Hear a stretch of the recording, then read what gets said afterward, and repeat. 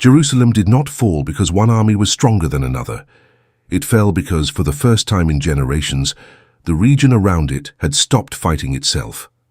Welcome to the history of the world, where we explain how power rises, how systems endure, and how empires fall. By the late 12th century, the Middle East had been living with the consequences of the Crusades for nearly 100 years. When European armies first arrived at the end of the 11th century, they did not conquer a unified civilization. They entered a landscape already divided by rival dynasties, sectarian tensions, and competing ambitions. The Crusader states that emerged, the Kingdom of Jerusalem, the Principality of Antioch, the County of Tripoli, and the short-lived County of Edessa, were not simply military outposts imposed from abroad. They survived because the powers surrounding them were unable to coordinate against them. In many ways, this fragmentation was predictable. The Islamic world at the time was not governed by a single authority. The Abbasid caliphs in Baghdad retained religious prestige, but little direct political power. Regional rulers, Turkish, Arab, Kurdish, commanded their own territories with varying degrees of independence. Meanwhile, the Fatimid Caliphate in Egypt followed a different branch of Islam entirely, maintaining its own institutions and political ambitions. In Syria and Mesopotamia, various dynasties competed for influence. Alliances shifted frequently. Rivalries were personal as much as ideological. Under these conditions, the Crusader states found space to endure. The European rulers who governed them were often outnumbered and geographically exposed. Their populations were small compared with the societies surrounding them. Yet they benefited from something their opponents lacked: coordination. Crusader lords fought among themselves, but when faced with a common threat, they could rally around shared institutions and religious identity. Their neighbors rarely could. Throughout the early decades of Crusader rule, Muslim rulers sometimes cooperated with Crusader princes against rival Muslim dynasties. Diplomacy crossed religious lines. Fortresses changed hands through negotiation as often as through battle. Warfare existed, but it was rarely unified. The region's political map was a mosaic rather than a single front, and so the Crusader states endured. The first serious effort to alter this balance came not from Saladin, but from a ruler who preceded him, Nur ad-Din, the Turkish leader who governed much of Syria in the mid-12th century. Nur ad-Din understood something that many of his contemporaries ignored.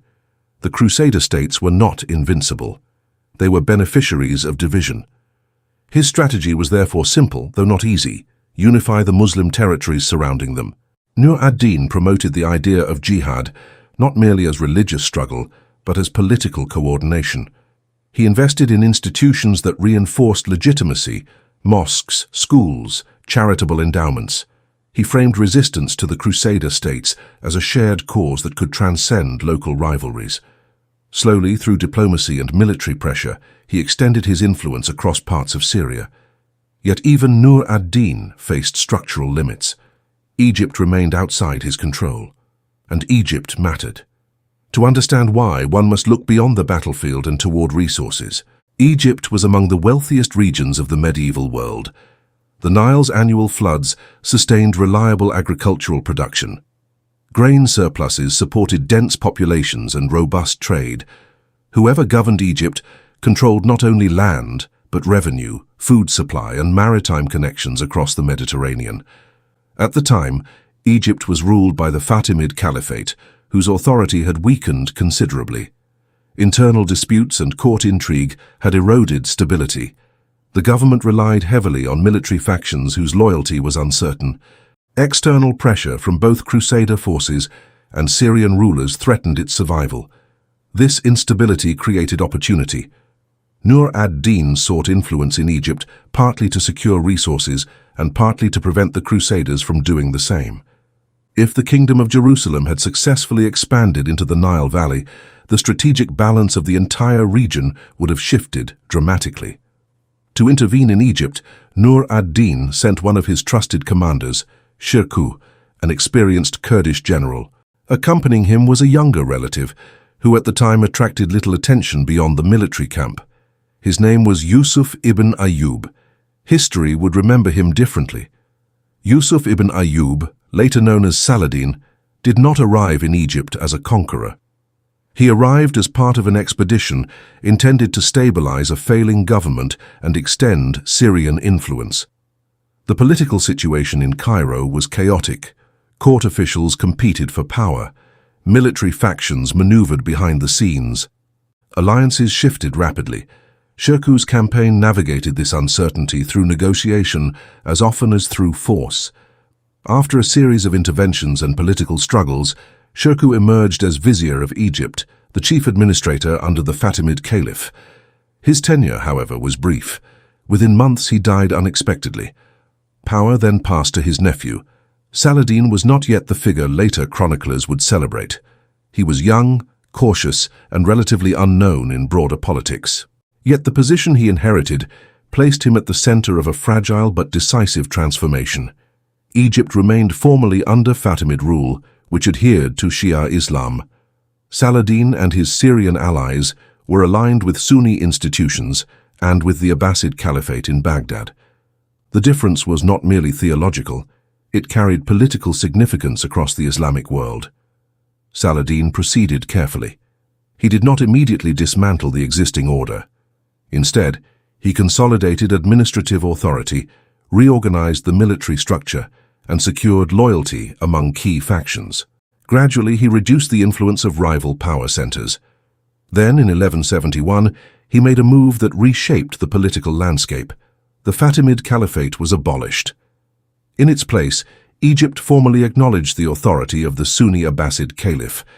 The change was both symbolic and practical. It aligned Egypt with the broader Sunni political framework of the region and ended 2 centuries of Fatimid rule. For Saladin, it also eliminated a competing source of legitimacy. At the time, this transition might have seemed technical, a change in allegiance, a shift in administrative language. But beneath the surface, it carried profound consequences. Egypt was now governed by a ruler who combined military authority with growing religious legitimacy.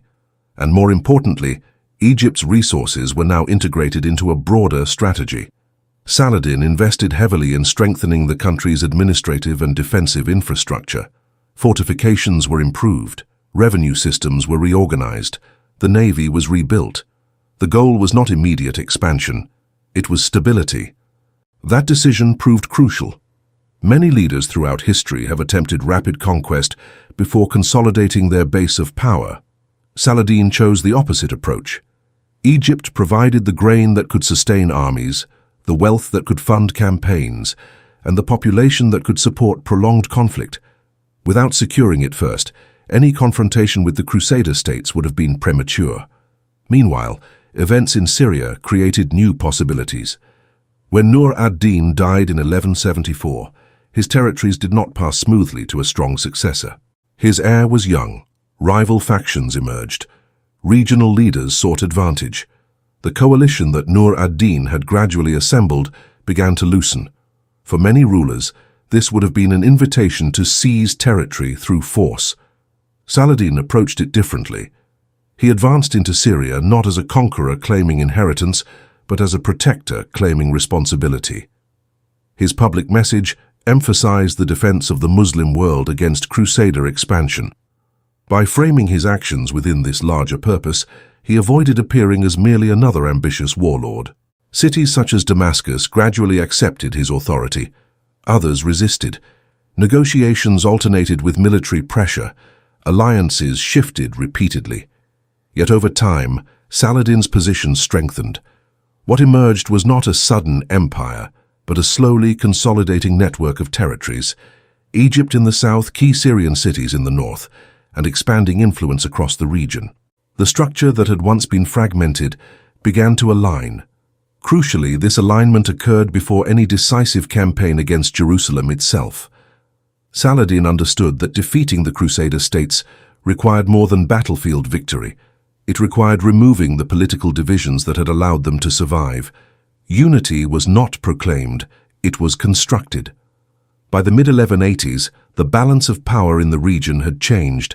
The Crusader states still possessed formidable fortifications and experienced knights. Yet they faced an opponent whose resources, legitimacy, and strategic patience had grown steadily stronger. The confrontation that followed would reshape the map of the Eastern Mediterranean. But that moment, the famous victory that would open the road to Jerusalem, came only after years of consolidation, negotiation, and political calculation. Power, in this case, did not begin on the battlefield. It began with legitimacy. Legitimacy, once established, changes the rhythm of events. By the middle of the 1180s, the political map of the Eastern Mediterranean looked very different from the one that had allowed the Crusader states to survive for nearly a century. Egypt was stable and firmly under Saladin's control. Much of Syria recognized his authority. Key cities that had once competed with one another now operated within a broader structure of cooperation. The coalition that Nur ad-Din had begun to imagine had slowly and unevenly taken shape. At the time, this alignment did not appear dramatic. There was no single proclamation announcing the reunification of the Islamic world.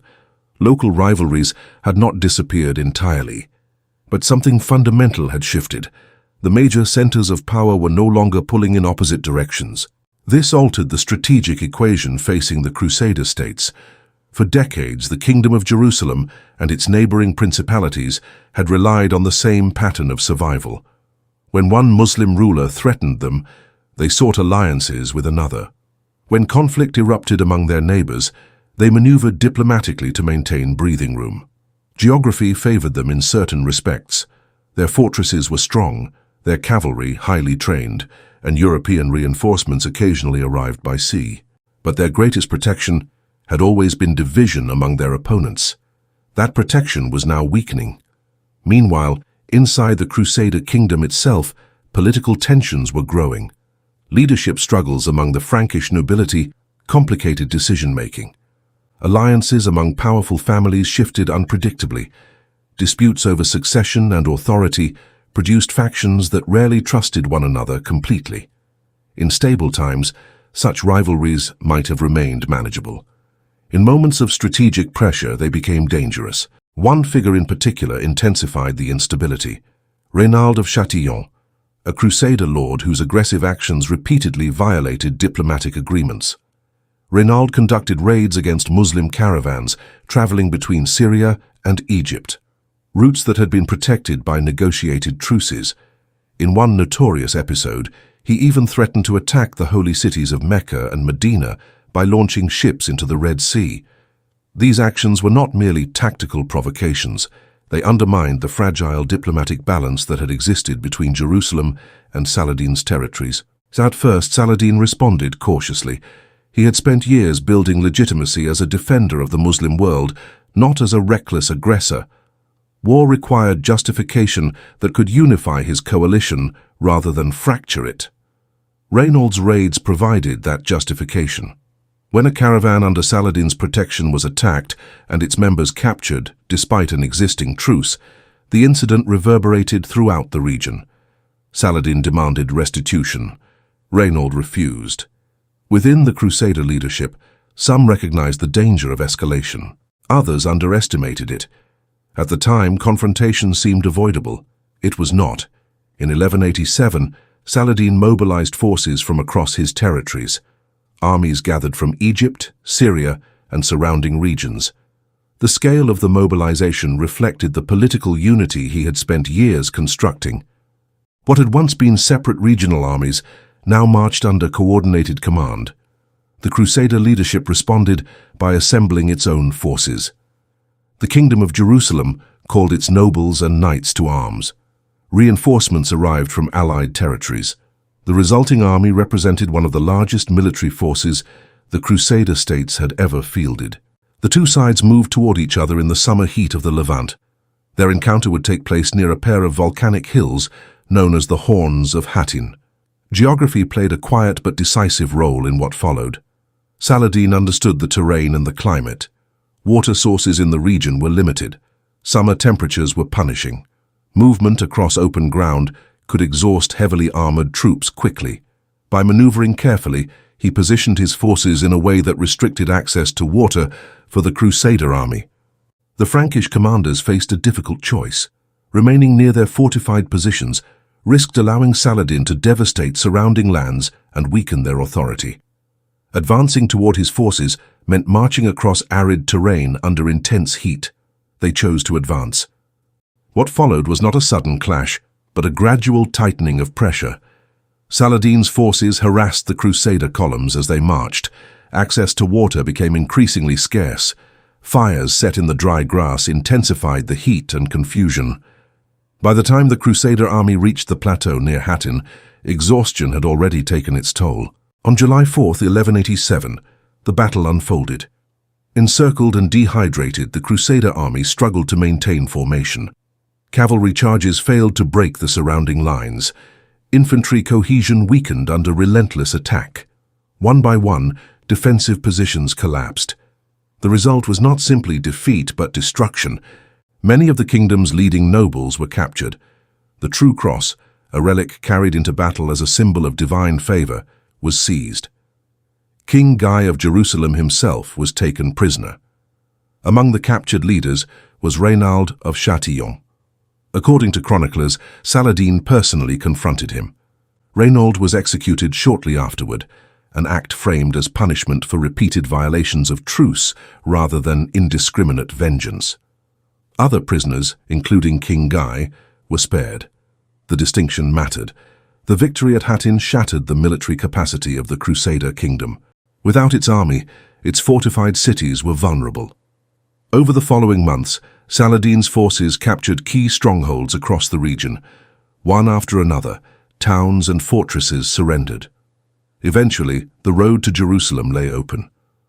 The memory of the city's earlier conquest by Crusaders in 1099 still lingered across the region. That event had been accompanied by widespread massacre.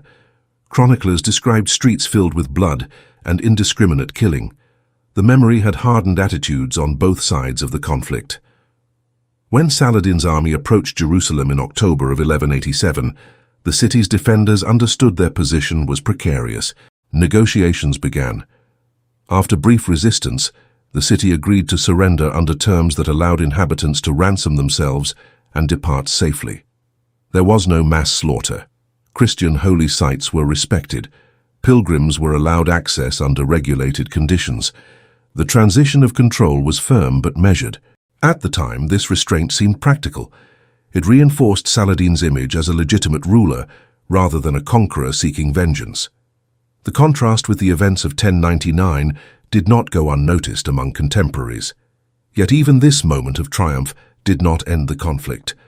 News of Jerusalem's fall reverberated across Europe.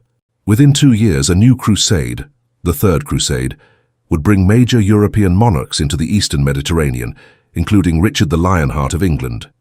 Battles would follow. Cities would change hands again. The frontier between Crusader and Muslim territories would shift repeatedly over the next century. But something fundamental had already changed. Before Saladin's rise, the Crusader states had existed partly because their neighbors were divided. After Hattin, they faced a political landscape that was far more coordinated. Even when new Crusader armies arrived, they confronted a regional structure that had learned to organize itself more effectively. The deeper achievement of Saladin was therefore not the capture of Jerusalem alone. It was the reconstruction of legitimacy. He had inherited a fragmented world in which rival rulers competed for influence and religious authority carried uneven weight. Through patience, negotiation, and selective warfare, he aligned major centers of power behind a shared purpose. That alignment transformed the strategic environment. Military victory followed political consolidation. This pattern appears repeatedly across history. Leaders who attempt dramatic conquests without first stabilizing their base of support often collapse under the strain of overextension. Those who build legitimacy, through institutions, alliances, and shared identity, create conditions in which decisive victories become possible. Augustus in Rome understood this after decades of civil war. Tokugawa Ieyasu in Japan recognized it after generations of feudal conflict. Otto von Bismarck applied similar logic in the 19th century while unifying German states through diplomacy and calculated warfare. Saladin's achievement belongs within this broader pattern. He did not begin with overwhelming force. He began with fragmentation.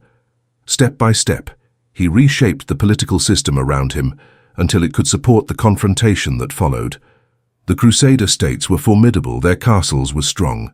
Their knights experienced, but they depended on a divided environment to survive. Once that environment changed, their position became far more fragile. The lesson is not simply about one leader or one battle. It concerns the structure of power itself. Fragmentation sustains rivals. Unity alters the balance. The past is quiet, but it's never done speaking. Subscribe to the history of the world, because understanding how it worked is the first step to understanding where we are now.